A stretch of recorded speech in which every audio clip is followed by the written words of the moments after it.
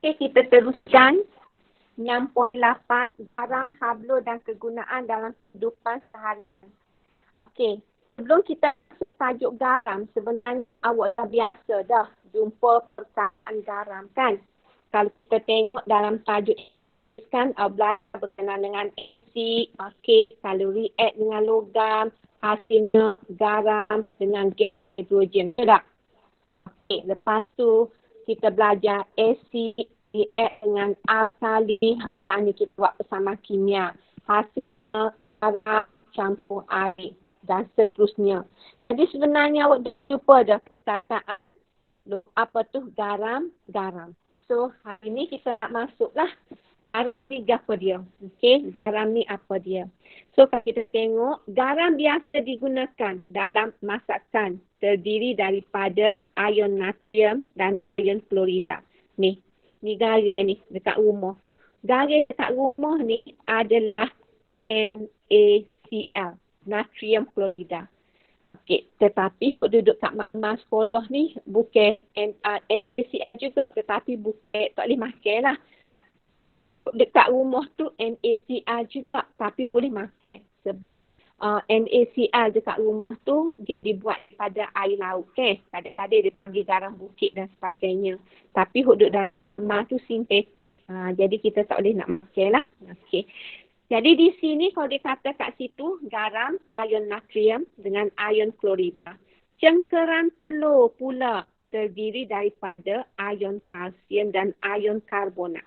Ada kalsium karbonat juga suatu garam. Jadi di sini kita tengok apa maksud garam. Garam merupakan suatu sebatian ion.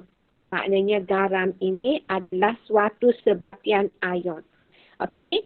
Garam boleh dihasilkan dalam tindak balas pertukaran antara asid dan alkali.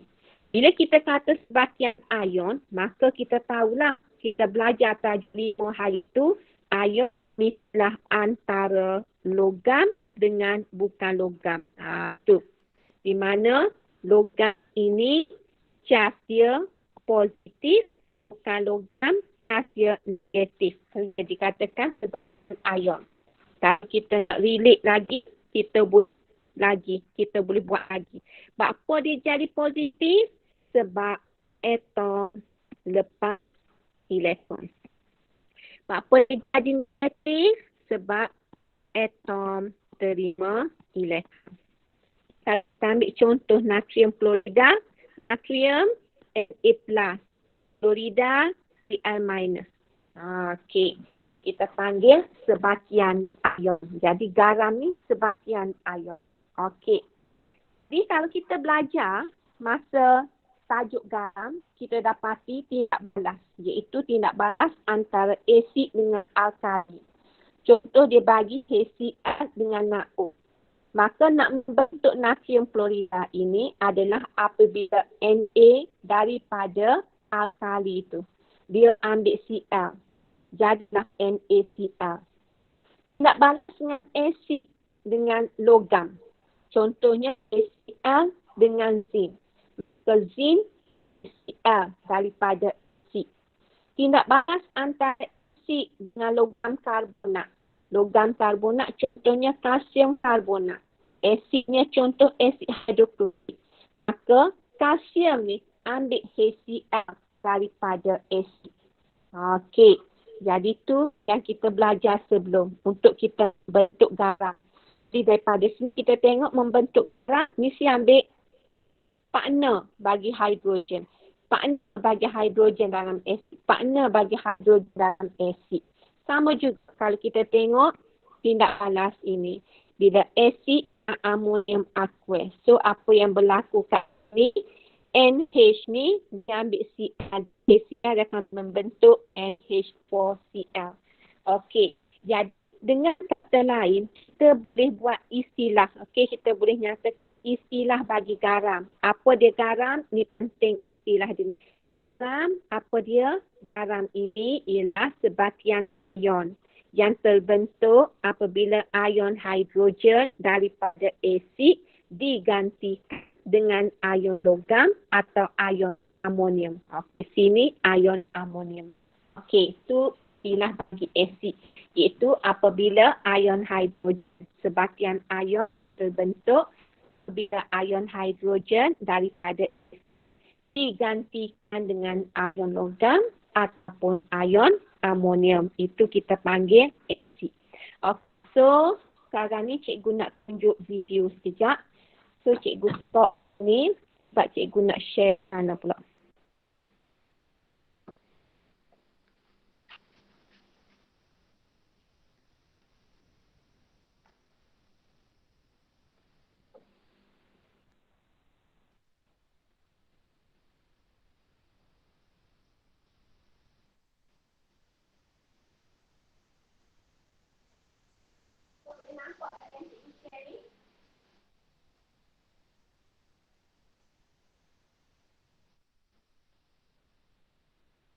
Okey, boleh nampak tak yang cikgu share ni? Boleh nampak tak? Boleh. Boleh Okey, so kita nak tengok macam mana dia buat garam.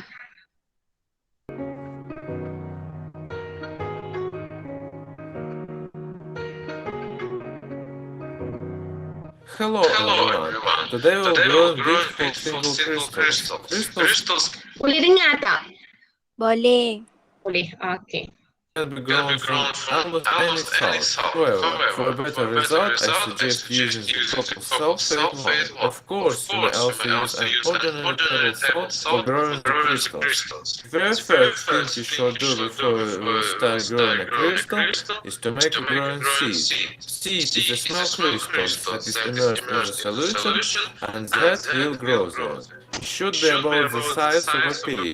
At first, let's take a glass and pour there a third or a half of the amount of the salt. Next, pour some hot water in the cup and stir it all. If you will add less, then you will need to keep adding salt until it's no longer dissolvable. After the salt is no longer dissolved and the solution becomes saturated, it must be now be filtered to get rid of various impurities. After filtration, add to the bottom of the glass a little copper sulfate and leave the glass for a few days to leave the crystal form. After doing so, you should find at the bottom of the glass that there's a lot of beautiful crystals has been formed. Now we made the solution into another cup to pick open interlocked crystal mass. Take any knife or any other sharp tool and deal the crystal mass. Once we have scratched it all, pour everything into a bowl. Choose a smooth and large crystal. Also, I advise you not to take the copper sauce with your bare hands. It's better to do with gloves on. Once we have chosen the large crystal, it must be not tied to a thread. To do this, I come up with an interesting system in which you can conveniently change the height of a crystal. Also with this system, the cup is protected from dust. We hang the crystal to a cup, and now all we do is wait. Growing crystal requires a lot of time and patience. When I was doing it before, I was also growing a crystal with a mixture of potassium chloride and sodium chloride, in parallel with making a crystal of copper sulfate. Here is 60% of potassium chloride and the rest of the sodium chloride. If you want to get a very smooth and beautiful single crystal, you'll need to fill the solution every 2 weeks to maintain its cleanness. If the solution is dirty, a crude crystal will grow, and you will get a polycrystal instead of a single crystal alone. Polycrystal is when a lot of crystals fuse together. Now I'm going to show my crystal growing stage. Sorry, I've not shown other stages, but anyway. The first week, second week, third week, fourth week, and so on. After 2 months and 1 week, I've decided my crystal was big enough so I to stop its growth. And to do that, take off the crystal from the solution and dry the surface using a cloth. Next, you will need to cover the crystal with colorless nail polish. 1 or 2 layers is enough. It is necessary to protect the crystal from further destruction. My second crystal mixture of sodium chloride and potassium chloride has grown unknown. I am covering its surface with lac. After the lacquer has dried, the crystal can be tanked with bare hands. As you can see, the crystals are very beautiful and quite smooth. And now, ladies and gentlemen, as we have done a long journey growing these crystals, let's just enjoy their beautifulness without any further comments.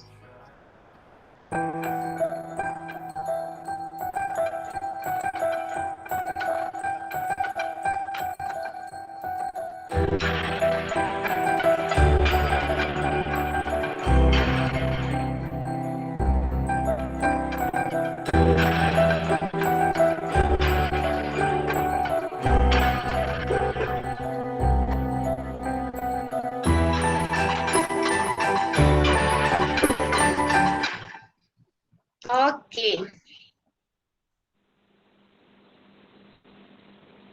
Jadi di sini dia tunjuk macam mana nak menyediakan garam.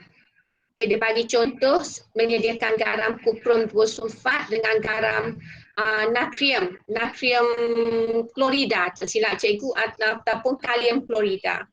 Okey, so kalau kita tengok garam ni, kalau kita tengok dia dalam bentuk pepejar dan kita nampak dia. So cikgu stop sharing .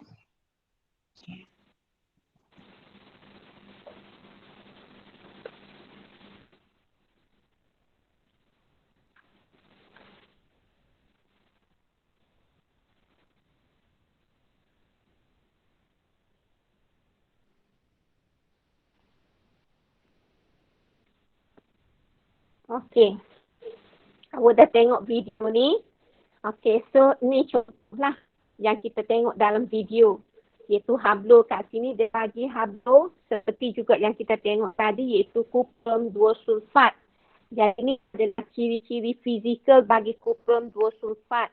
Kalau kita tengok kat sini, permukaan dia rata, okey, sisi dia lurus, bucu dia tajam. Ini contoh ciri-ciri hablo. Lepas tu dia mempunyai tetap di antara permukaan yang bersebelahan. Okey. Kita tak boleh nampak ni. Contoh dia kat sini. Dia bagi. Okey. So, ni contoh dia. Okey, mempunyai bentuk geometri. Contohnya boleh kubus, boleh cuboid, boleh rhombus ataupun boleh prisma. Dan hablo yang berlainan mempunyai bentuk geometri yang berbeza.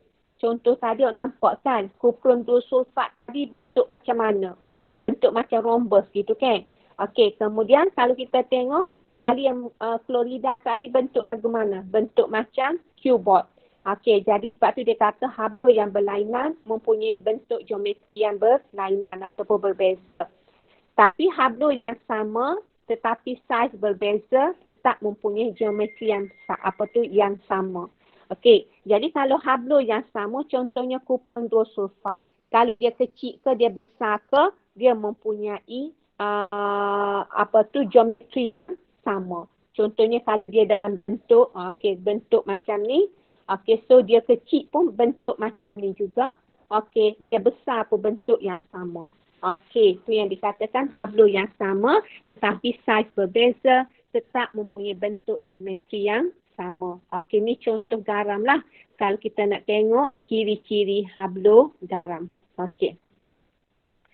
So, kita pergi kepada seterusnya. Kita tengok contoh garam dan kegunaannya. Okey, so contoh kat sini dalam buku teks belaka cikgu ambil ni. Yang pertama dalam bidang pertanian. Contohnya kita ada amonium nitrat ni sebagai baja. Ferrum 2 sulfat guna sebagai pestisida iaitu membunuh serangga perosak dan rumput. Okey, ni kegunaan dalam bidang pertanian. Kalau kita tengok dalam bidang penyediaan makanan, contohnya natrium klorida digunakan sebagai perisa. Okey, kemudian natrium bikarbonat digunakan sebagai menaikkan dos untuk orang buat kek ke, kek pisang ke, ataupun nak buat kek ke, kita guna natrium bikarbonat supaya kek kita berwarna. So seterusnya dalam bidang perubatan, garam ini digunakan, contoh dia bagi kat sini sulfat sebagai plaster Paris. Plaster Paris ni katakan kita patah, accident patah lengan.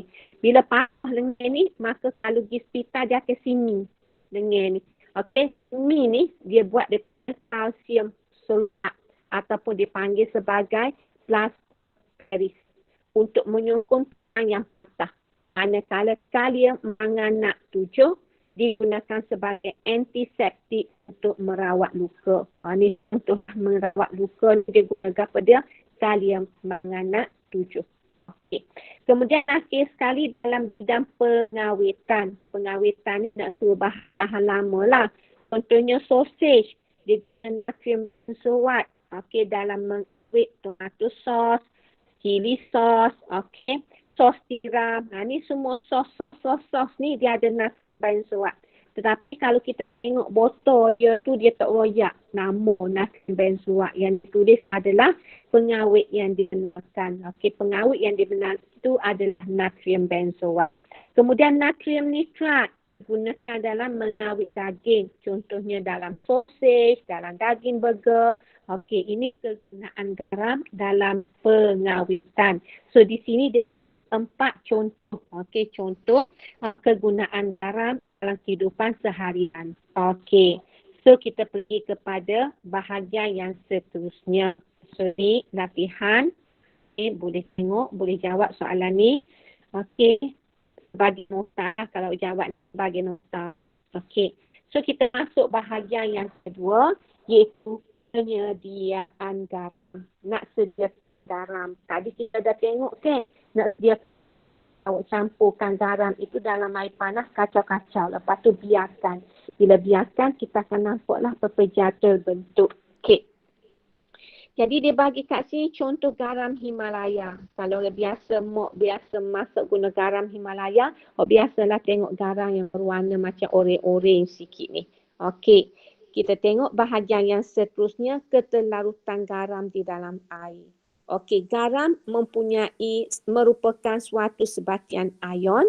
Keterlarutan pelbagai jenis garam di dalam air boleh dikaji melalui eksperimen 0.5. Eksperimen ni kita tak buat, tetapi kita nak bincang dan awak kena buat laporan dia. Okey, so contoh eksperimen ini dia kata kita ada garam. Okey, garam yang kita ada, garam nitrat, garam sulfat, garam klorida, garam karbonat, garam amonium.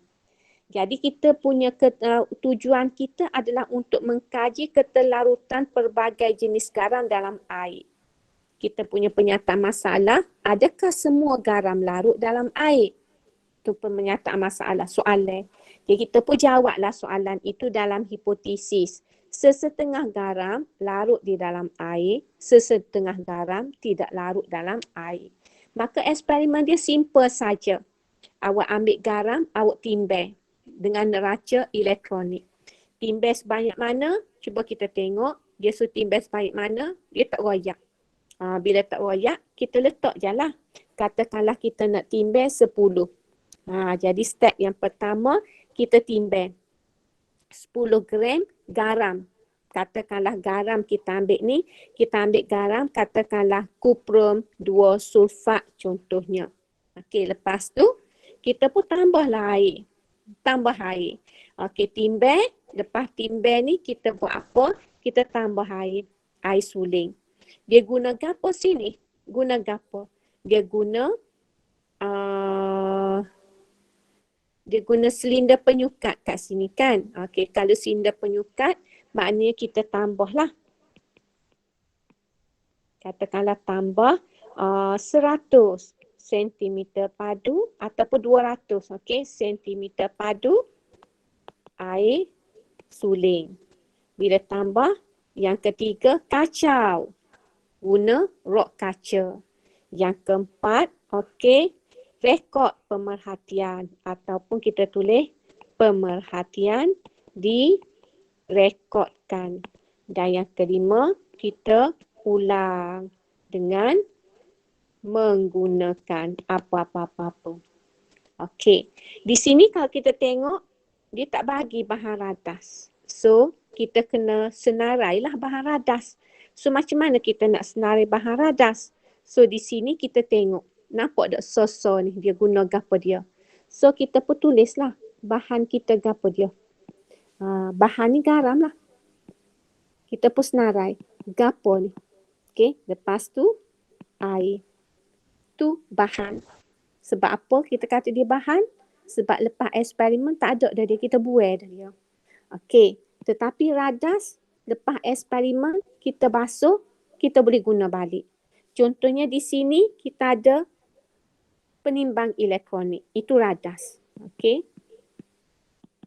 Okay, cuba senarai kat cikgu. Mana lagi radas? Penimbang Rod elektronik. kaca. Rod kaca. Okey, lagi? Bika. Bika. Okey, lagi? Lagi? Ni gambar dia ni?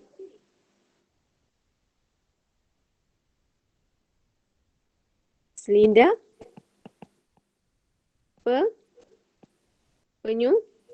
Penyukat. Okey, itu kita panggil radas. Jadi radas kita perlu ada neraca penimbang elektrik, kita perlu ada bika, kita perlu ada rod kaca, kita perlu ada neraca apa tu silinder penyukat, so lagi. So lagi. Yang keempat, yang kelima, so lagi. Apa dia so lagi tu dalam gambar tak ada tu. Apa dia so lagi? Sudu. Spatula.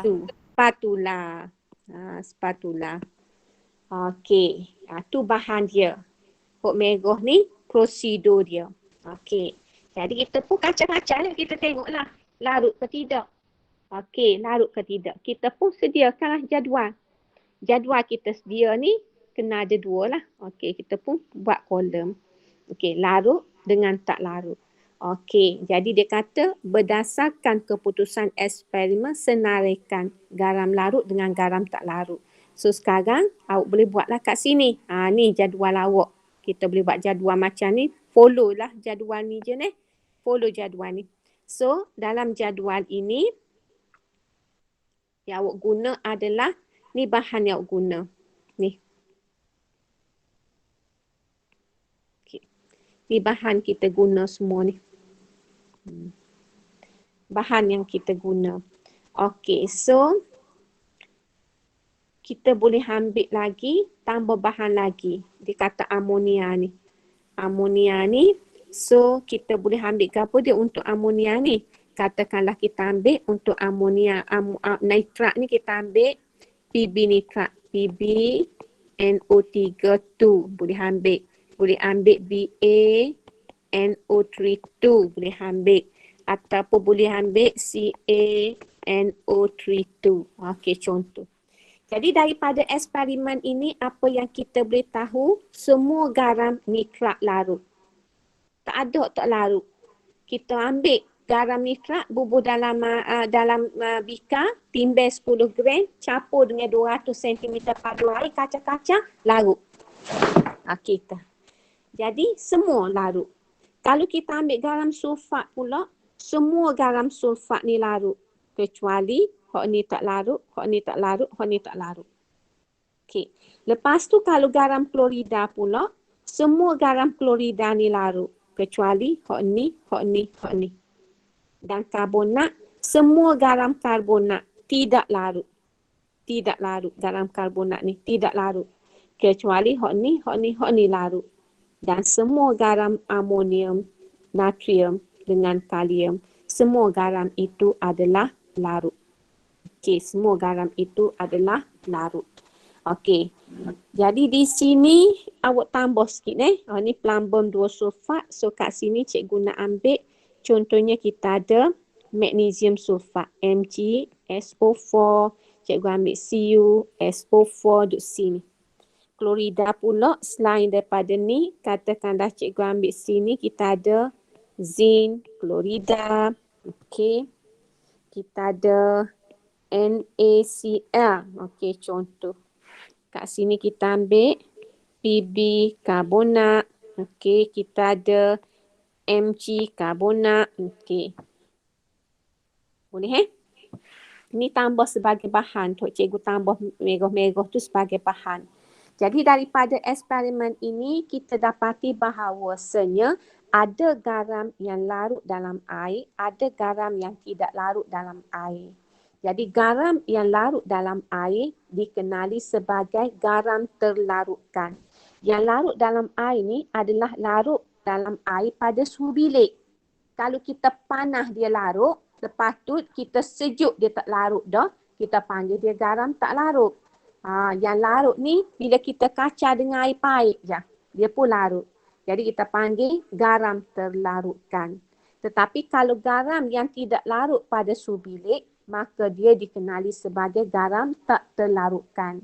Jadi di sini ada dua jenis garam yang Pulau tahu, iaitu yang pertama garam terlarutkan, yang kedua garam tak terlarutkan. Okey, boleh Okey.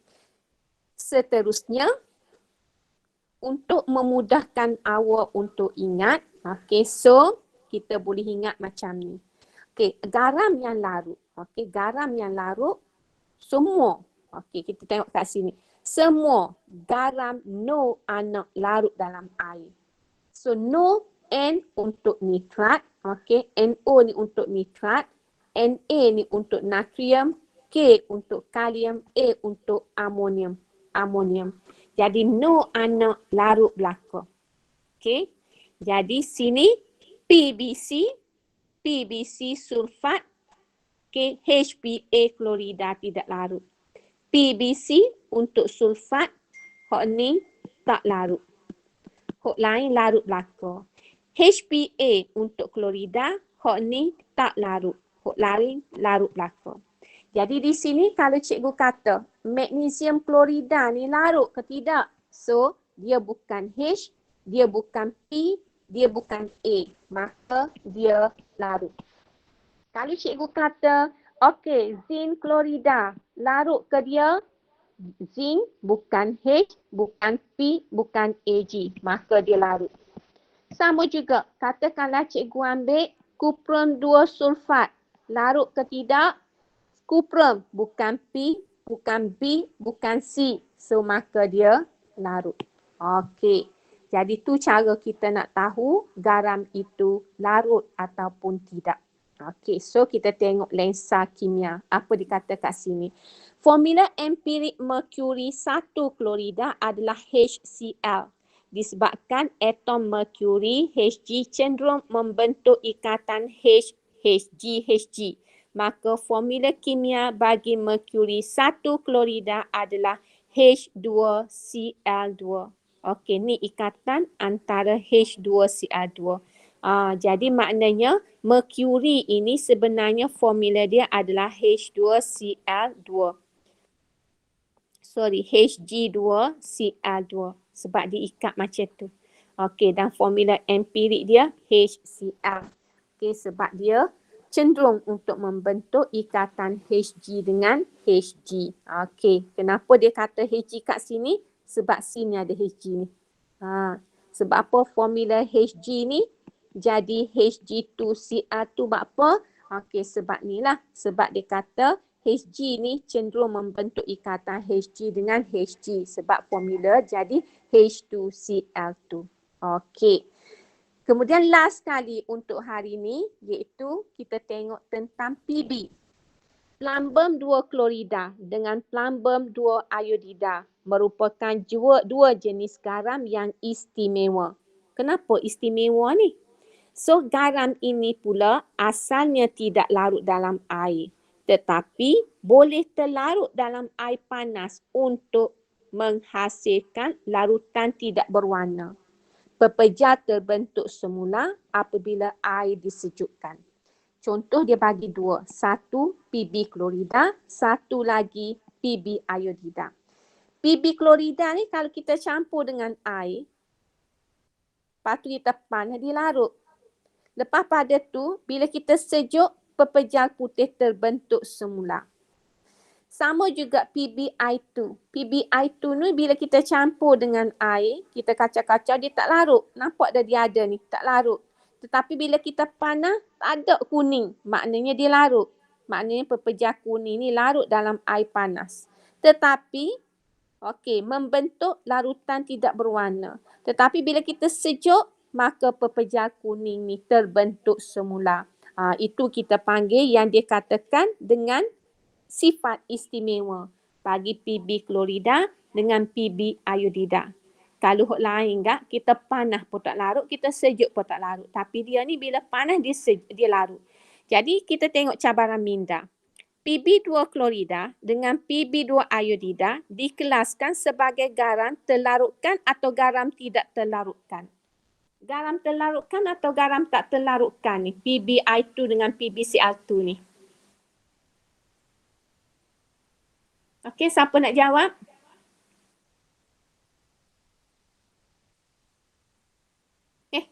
Ada lagi ke tidak ni? Senyap tupah ni. PbCl tak larut. Dia dikategorikan dalam, tapi dia larut ni, masa panas dia larut. So dikategorikan garam terlarutkan atau garam tak terlarutkan. Sebab bila panas dia larut. Larut. Larut. Okey, jawapan lain? Tak ada. Okey. Cuba kita tengok istilah garam tadi. Garam terlarutkan. Dia kata garam terlarutkan bila dia larut pada subilik. Subilik tu dia larut. Tapi PbCl dengan PB klorida ni dia larut masa panas. Bila panas ni bukan subilik dah. Betul tak? Bila panas ni bukan subilik dah. Jadi bila panas tu bukan subilik, maka dia dikategorikan dalam kumpulan garam apa dia? Tidak larut. Garam tak terlarutkan. Okey, kenapa? Kenapa? Sebab dia larut dekat subilik. Sebab dia larut apabila dipanaskan. Okey, kenapa? So kita boleh buat kerana kedua-dua garam ini larut apabila panas. Tetapi pepejarnya muncul semula apabila sejuk. Maknanya sejuk tu ada pepejar, maka dia garam tak terlarutkan. Okey, so ada soalan nak tanya cikgu? Ada soalan nak tanya cikgu? Tajuk garam ni banyak sikit, awak kena ngapa. So, ada soalan nak tanya cikgu?